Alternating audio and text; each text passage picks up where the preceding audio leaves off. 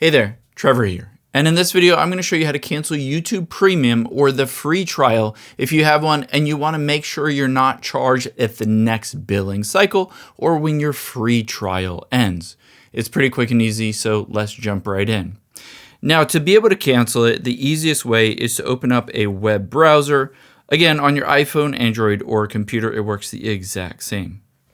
Let's go to youtube.com and make sure you're signed into the account that has the free trial or the premium membership. Tap on You at the bottom right. Tap on the gear icon at the top right.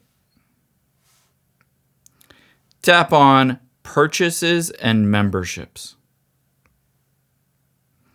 Tap on Premium. You can see I have the individual membership for $13.99. Tap on Cancel next to Individual Membership. You can see the next billing cycle, in my case, May 12th, 2026. If I tap Cancel and tap Yes, Cancel, this will cancel it, either the free trial or the membership, but I'll still have access to it until that next billing cycle, and then you won't be charged going forward.